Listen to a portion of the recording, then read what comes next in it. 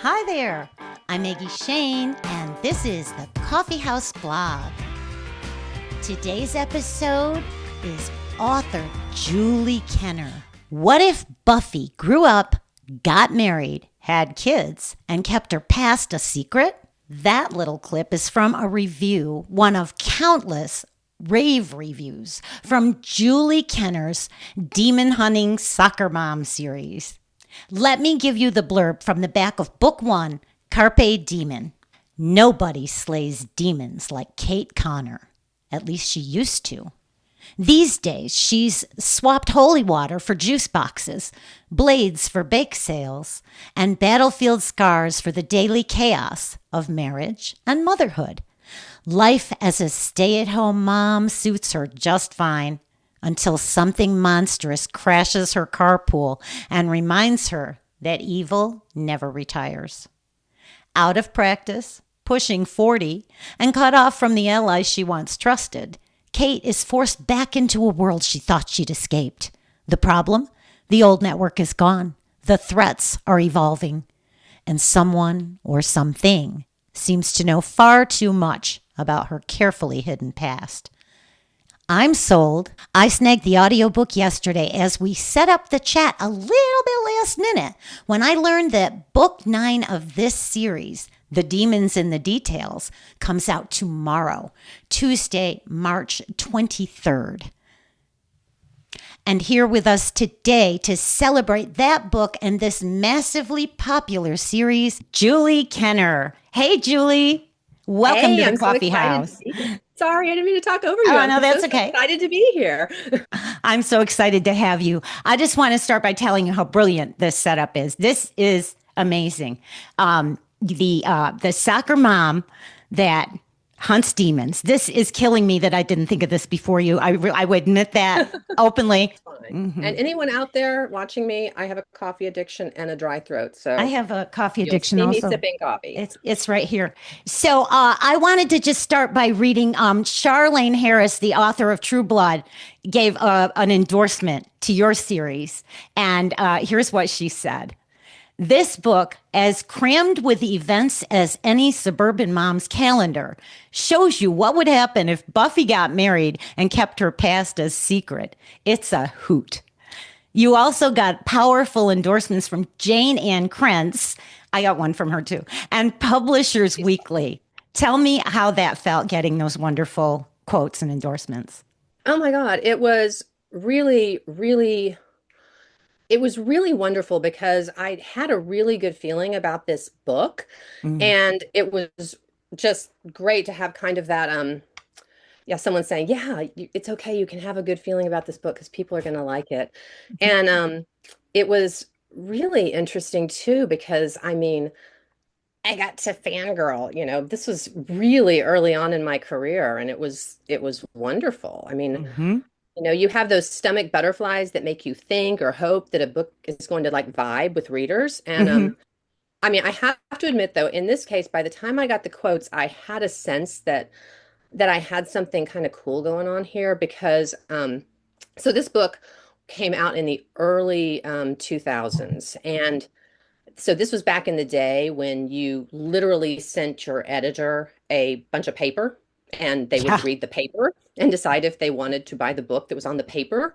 So we had faxed, we being my agent, had faxed a proposal to a whole bunch of com publishers, and I think it was Berkeley that somebody apparently saw it come across the transom like on a fax machine or something. And so I had an option from Warner Brothers who optioned the book for Chris Columbus to direct before the book even came out, which was Wow. incredibly exciting.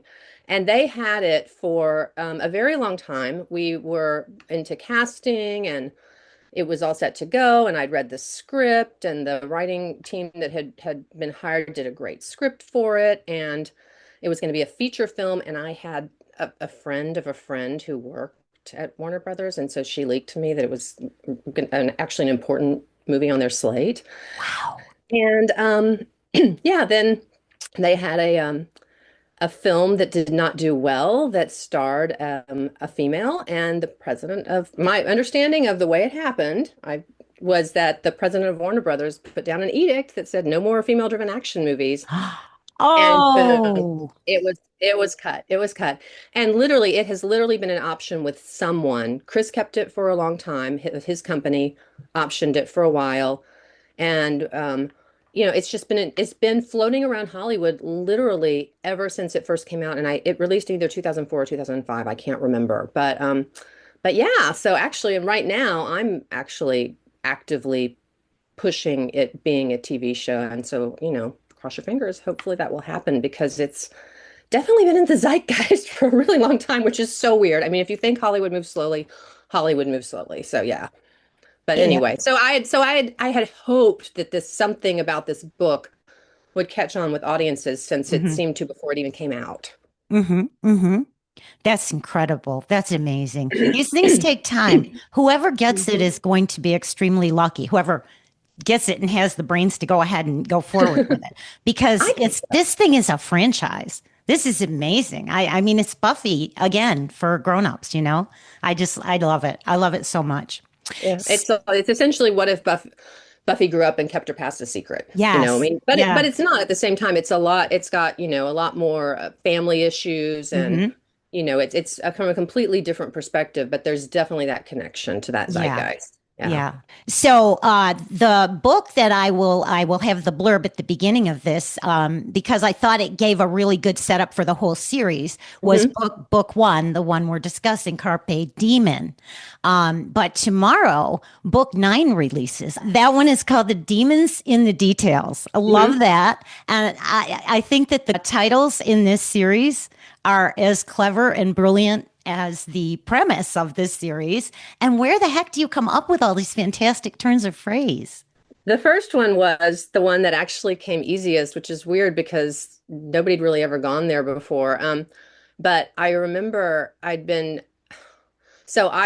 it came with me before the story came to me, honestly. I had the title first, and so I was a lawyer, and I was home working on a brief, an appellate brief that I had to get done. And I was just really, really busy. And my husband had said something to me, just carpe diem, seize the day, get in there and do that thing.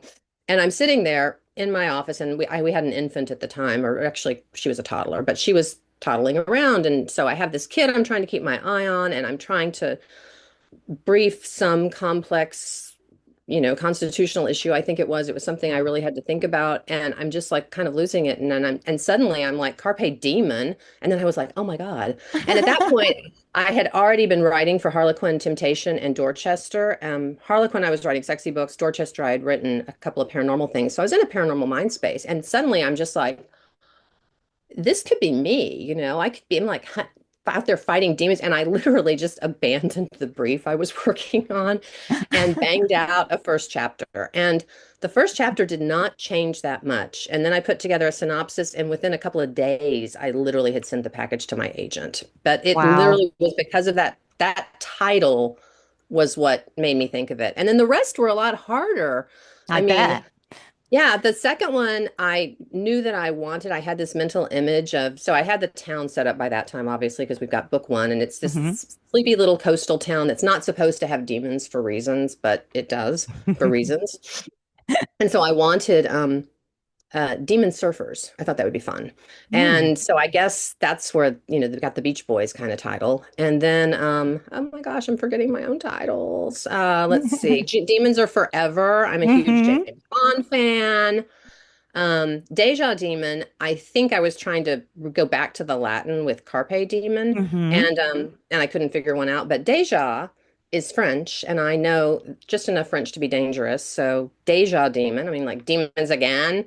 And the demons in the details, this one was really there's like clues hidden inside the book that sort of help Ooh. the characters figure out the bad thing that's happening. I don't want to give anything away because the books really do build on each other. And if I were to tell you the plot of this one, it spoils Hmm. a thread from the other ones. What That was actually my next question was just to kind of give us the setup of book nine as much as you can without spoilers. Set it up for us. so the whole series is is family related. And in this Hmm. particular family, I mean, I'm going to give you one spoiler, but it's a spoiler that you learn very early in the first book. So if you Okay. dive in and haven't read the books yet, you got a little spoiler. So plug your ears if you care.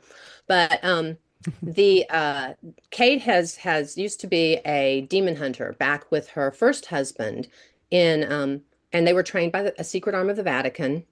And they retired when she got pregnant. They married while they were on the job. They worked, they retired, they decided they were going to give up demon hunting.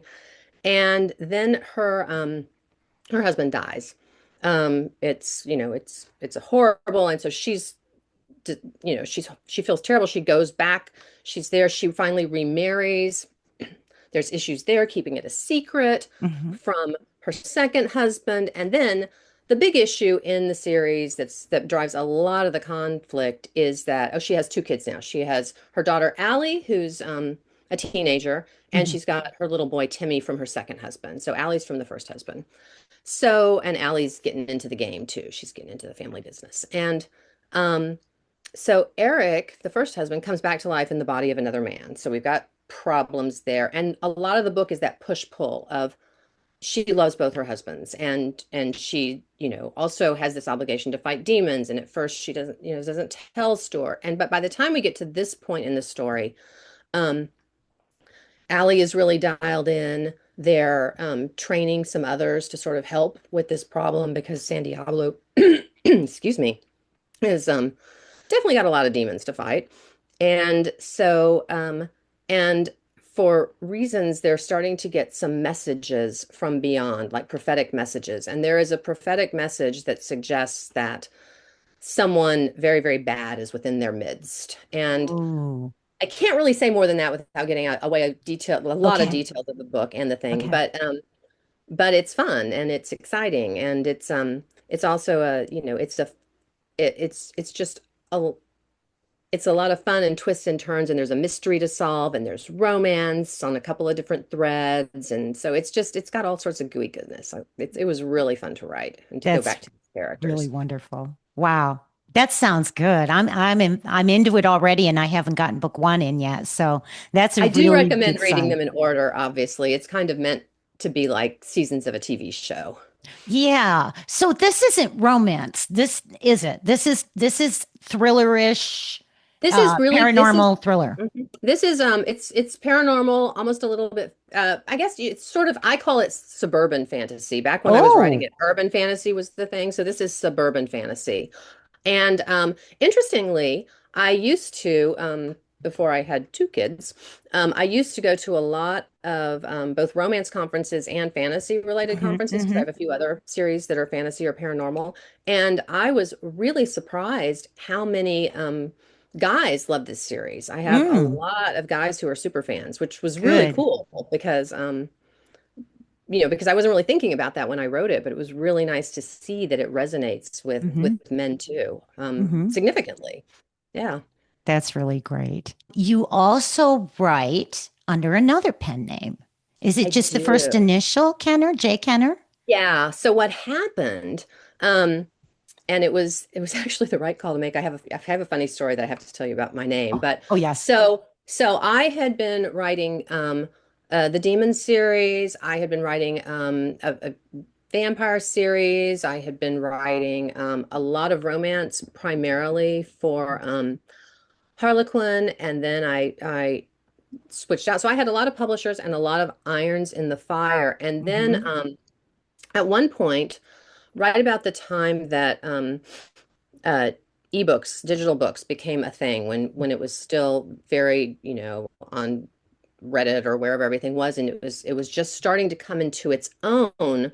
We had a period where sort of the mid list in traditional publishing kind of got cut because of the rise of indie. And I had had a book series come out that they were really, really expecting to really blow up. And it hit right at the time that everyone was starting to switch to indie. So it didn't perform as well as Hmm. they expected. And I had a really good, this is a publisher that had done a lot of books with me. And so I'm like sitting there going, well, dang, I mean, am I going to get another contract with them? What's going to happen? I've got, a kid. We just adopted a kid, and it was just, it was really um, what's going to go on. And then I got a call from my editor, and 50 Shades of Grey had come out, a hot minute before, and I had not read it. I hadn't had time. I tend not to read as much in my own genre just Mhm. because I don't. That's what I have fun writing it. And Mhm. so I tend to read a lot of other things that sort of Same. inform the genre I write. So I wasn't really familiar with it, but I live on the planet. And so I knew what it was about because it was everything back then. Mhm. And so they said they really wanted a book like 50 on their slate. And did Ooh. I want to do that? And I said, well, I haven't read 50. I don't really have time to read 50, and I don't want to have it in my head when I write something out Mhm. anyway. Are you cool with that? Because I know kind of what happened, because again, I live on Earth. And they were like, fine with that. And I said, okay. Um, and I had been writing at that time, I had written a screenplay with a friend, and we had shopped it all around Hollywood. And they were it as in happens in Hollywood, everybody had notes, and so it was taking a really long time. And so I was like, "Are you looking for my vision of this, or are you looking for your vision of this?" They're like, "We want your vision of this. That's all we want." And I'm like, "Okay, that sounds good." And they said, "Well, we can't pay you very much." And I'm like, "That's okay. I'm cool right now. I'm kind of in need of a check." Good. And they said, "Well, here's the kicker. One of the reasons we're asking you this is because you write really fast." It was June, I think. I mean, it was Oh. really late in the year, and they wanted the book to come out January 1st. So, Ooh. yeah, really So I'm like, okay, I am in for the challenge. And I literally hung up the phone, called. Um, I had a group of two other women, Kathleen Panov and Dee Davis, who are I both know the. writers, Mhm. and got them on the phone and brainstormed with them. And literally that day banged out a synopsis. Damien didn't really change that much, except his the spelling of his name did. I don't remember how I originally had it spelled, but I thought that I was going to do something weird with the name Stark, and then it was like, no, I'm not. It's not. I'm not going to change that. So I put it as Stark. But I went back and read the synopsis recently, and it's very close to the original book. So I mean, I didn't change a Ah, whole good. lot. So I got that to them in time, and it did significantly better than they expected. It kind of blew up. And so they came back to me and they said, "Yeah, what do you think about doing a trilogy?" And I'm like, "I am there," because it really is a book that screams for a trilogy. And then the trilogy did even better. I think book two hit number two on New York Times. And anyway, it did the series did really well, and I still write in it. I don't write it as actively as I did before, but I'm still writing Nikki and Damien novellas now, and the first book came out in 2013, so we're talking, a number of years. And I still really love those characters, and I've got a lot of spin-off series, and that's a lot of where all the series comes from too. I've got several Stark spin-off series. Mm-hmm. I've got several paranormal things. I've got a lot of series going on. I've never counted them. I don't want to. I think it would scare me. So I don't know. anyway, that's kind of, but I totally I got off didn't count that. I I didn't count them either. I know how many I have. I have 11. And I I need was wondering if you were close or more than I that. I don't think I'm more than that, but with every little incarnation, I might be, but I don't think so. I mean, if you count some of the older stuff I did that I'm not writing in anymore, I Mm-hmm. might. Mm-hmm. But right now, but you know what? I didn't actually answer your question. This is the problem with having a conversation with me. I never told you how the I'm name enjoying the came. talk anyway. What was my question? Your question was how I got the name, how I went to Oh, Jay Kenner. So Jay Kenner. I did that because my kids were young at the time, and I Yeah. wanted to have a different name. But I mentioned this to you before, and so I want to tell everybody this. This story just cracks me I've up. been waiting for this story. So this is one of the reasons why it's good to have a pen name when you have kids. So if you write really, really, really, really, really sexy books, and I should say that I had written sexy books beforehand, but Stark took that to a whole new level. That was it. Mm-hmm. It is a completely different kind of sexy, and Mm-hmm. I'm really proud of it. Actually, I think it Mm-hmm. does a really good job. Plus, it's got an edge. The heroine's a cutter, so it's really an edgy, sexy book. So Good, anyway, good. my name. So yeah. So I didn't want the name. My daughter was old enough to have read Carpe Diem, which is completely closed door. There is Mm-hmm. kids can read it. It's fine.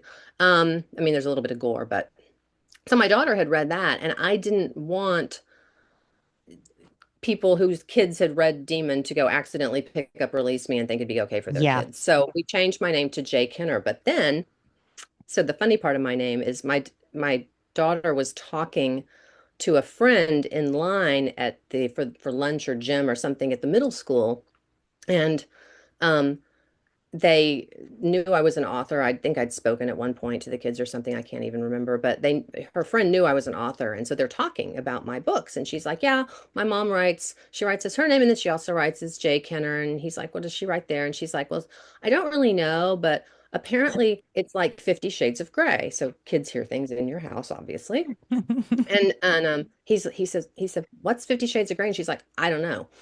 And so she is at the very back of the line. So she yells down the entire hallway of the middle school in my very small town. And I can't remember what the teacher's name was, but we'll call him Mr. Smith. Mr. Smith, what's 50 Shades of Grey? So I got my one and only call from the school about that. They wanted to know what the heck was going on. They thought it was very funny though, thankfully. So Uh, it all worked out well. But anyway. I had very similar experiences. I wrote a lot sexier when I was younger, and my kids were young too. And when they started reading the books, they would chase me around the house going, Mom! And I would put a bag over my head and say, Leave me alone. And now I write tame for the grandchildren. There you go. I have closed the bedroom door for the most part. I mean, there's a little, and I always, the longer I've been writing, I tend to think that the buildup is really the sexier part than Well, the that's the details of the interesting thing. act. It is. It is. And I think that's one of the things that I really learned writing the Stark series because the buildup in those series and the tension Hmm. is the part that that's the sexy part. That's the sexy Hmm. part. I mean, I would like to think that I also have the rest of it is really sexy too, Yeah, yeah, hopefully. But yeah, sure. but you have to have that, otherwise the other part just doesn't fit. You have to Hmm. think about, the what experience that your characters are having as much Hmm. as what the reader is seeing. So yeah. So I've learned a lot about writing sex. In fact, I'm thinking about writing a book about writing sex, but I haven't decided whether or not I'm going to do that or not because there are only 24 hours in a day because somebody never asked me No. how many hours there should be in a day. I So know there should really be at least there 36, I'm should be more. thinking. Yeah. I was not consulted. I'm very annoyed by that, I but wasn't asked either. No. what Um, were they thinking? When you were talking, it reminded me of we have such a similar background with piles of books and piles of series in a history in the mainstream traditional Mhm. publishers. We probably hopped around the same houses. And I think we did. I think I remember that I we think did. we did. We Yeah. did. But we used, when you mentioned the synopsis, I was thinking of the nightmare of the synopsis, how we all hated having to do the synopsis. And then we had to send the synopsis to the publisher and they would give Hmm. us the thumbs up or the thumbs down on whether we could write the book or not. And we both work for a great publisher now, work with a great publisher Hmm. now, Oliver Heber Books, and we don't have to do that. We get to write what we want. And that's so important. Such a big change. I love a lot of the It's changes, and that's one of my favorites. It's fascinating just the period that we've been writing in of all of the Hmm. changes that have happened. I mean, I mean, all the changes across not just writing, but just across the entire world too. But Hmm. Hmm. in the writing community, I mean, there's things that are so much better now, and then there's things I miss. I miss a lot of there were more conferences and things about for writers. Now everybody does things online. I miss having that Yeah, in-person it was camaraderie. so fun hanging out at the hotel bar at the conventions Exactly. and having Yes, fun. Yeah. I miss that. Good times, good times. So I can't wait to dive into this series. I'm super excited about it. I hope you love it. I I'm do. I going love to, the I background already know I'll characters. love it because I love you. I'm reading the blurbs and I'm reading the snippets. You can read teasers and I know you can Mhm. write because you came from the same background as me. We're veterans. We know our stuff. We were That's writing right. back when you couldn't just write a book and then publish it. You had to get through the gates and there were trolls and guards at the gates holding you back. So we There were fought the many, many fight. gates. It was, Many yeah, I mean, gates, many many gates. gates. The agent, you had to have the agent. This is all, yeah, it's all changed now. Absolutely. Yeah. So, well, I hope you have a wonderful release date tomorrow, Julie. Thank And you. do you have any parting words for our listeners? Oh gosh, just, keep checking out authors, check out new authors. You never know where you're going to find your new favorite author. And if you are someone who aspires to write, don't hesitate. Dive in. The water's fine. It is. It's a good And time thank to you be a all for writer. being here. I Yes. hope Thank you you, I hope you check everybody. out Carpe Demon and go through all the Everybody. way through the series. I'm so excited. Yeah. Check out Carpe Demon. And if you're already along for the ride, then don't forget to get the next one. Wait, what's the title? The Demons in the Demons in the Details. details. Tomorrow, book 9 out of a planned 11, right, Julie? Yeah, we right now I'm at a place where the story can shift a bit. So if you read Hmm. it, you'll see what I mean. And yeah, I'm hoping to get the two that start the new shift off very soon. So we shall see how that goes. Will there be more, or is it just going to be the 11 in the series is done, or do you not know yet? I don't know yet. I don't know It's yet. There is a way that I could do there's a way that I could do a spin-off. So this series would wrap up, but a very tight, close spin-off would spin. So we'll have to see. I write a lot of books, so yeah. I've not yet figured out where, Harry Potter and Hermione got the time turner, but I am looking for that puppy. And if I can find that one, I am unstoppable. It's been so great having you here today, Julie. I enjoyed every Thanks. minute of it. Thanks for coming. Me too. Thank you for having me. All right. Bye-bye. I'll talk to you soon. Bye bye. Yeah.